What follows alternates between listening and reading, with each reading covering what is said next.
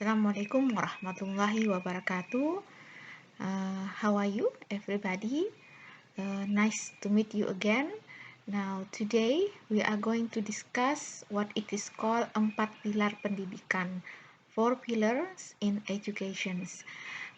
Pada diskusi kali ini kita akan membahas 3 hal. Yang pertama tentang jenis, kemudian yang kedua definisi dari 4 pilar berdasarkan bahasa, dan yang ketiga definisi dari 4 pilar berdasarkan istilah atau yang dikemukakan oleh para ahli. Ya, dikenalkan kepada Anda 4 pilar, yaitu learning to know, learning to do, learning to be, learning to live together. Meskipun diberikan nomor urut, bukan berarti pilar yang pertama lebih unggul dibandingkan pilar kedua dan seterusnya. Pada hakikatnya, keempat pilar ini sama unggulnya dan saling mengisi antara satu dan lainnya ketika kita bicara tentang 4 pilar dalam pendidikan.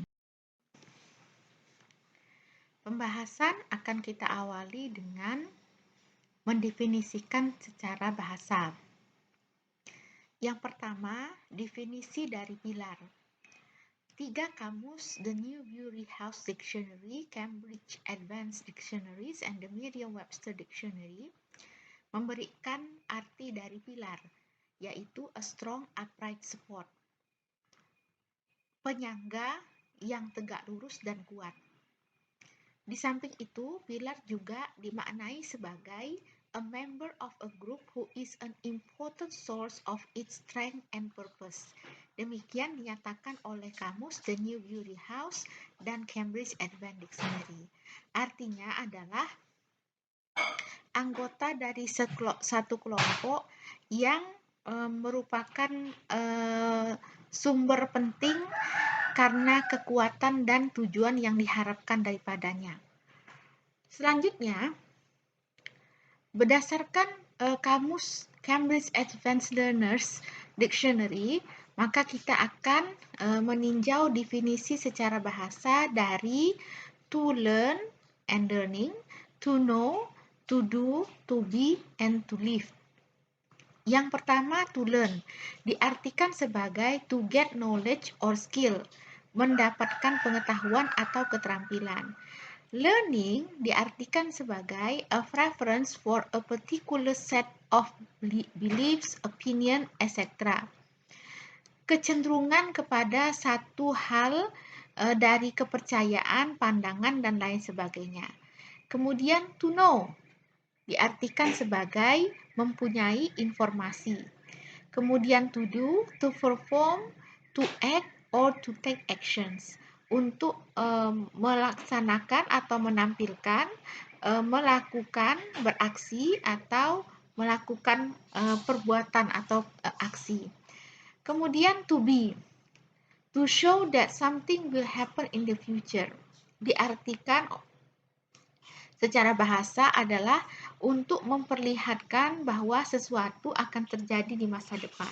Sedangkan to live, to exist, or to continue to exist. Bertahan hidup atau keberlangsungan untuk bertahan hidup. Demikianlah arti secara bahasa dari kata pilar, to learn, learning, to know, to do, to be, and to live together. Selanjutnya adalah pembahasan dari 4 pilar berdasarkan pandangan para ahli.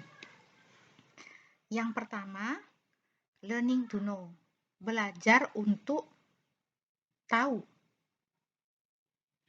Menurut Dillers, belajar untuk tahu adalah a matter of acquiring itemized codified information.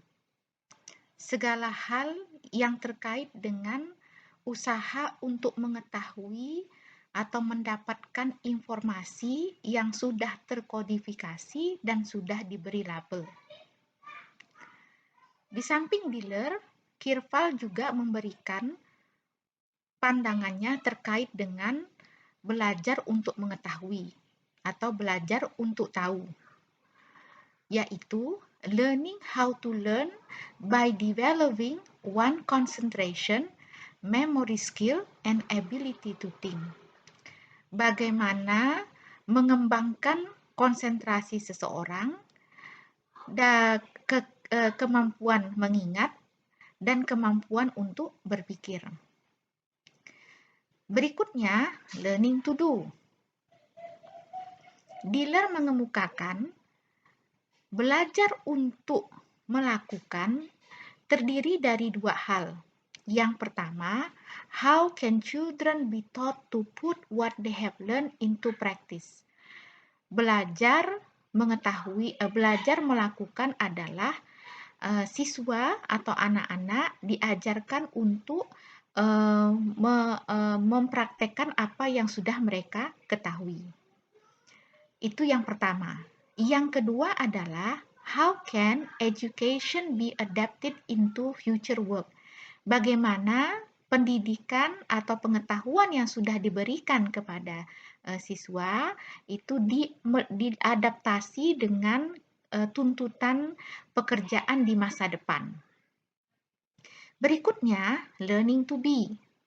Belajar untuk menjadi. Ada 3 hal yang harus dilakukan terkait dengan belajar untuk menjadi. Yang pertama, menurut Diller adalah kemampuan untuk memecahkan masalah. Yang kedua, kemampuan untuk membuat keputusan. Dan yang ketiga adalah kemampuan untuk bertanggung jawab. Yang terakhir, learning to live together. Belajar untuk hidup berdampingan. Diller menyatakan ada 2 hal yang harus diingat, harus dilakukan ketika kita belajar untuk hidup berdampingan. Yang pertama adalah discovering others, menemukan seseorang atau satu hal. Yang kedua, working toward common objective, bekerja dalam rangka mencapai tujuan yang sama. Yang pertama, menemukan seseorang atau sesuatu. Artinya bahwa tugas dari pendidikan adalah untuk to teach, mengajarkan. Tentang apa? The diversity of the human race, keberagaman dari umat manusia, an awareness of the similarities between, kesadaran akan adanya persamaan di antara kita. Kemudian yang terakhir, the independence of all human, kemandirian dari setiap orang.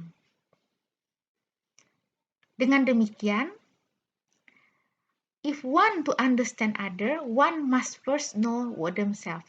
Jika seseorang ingin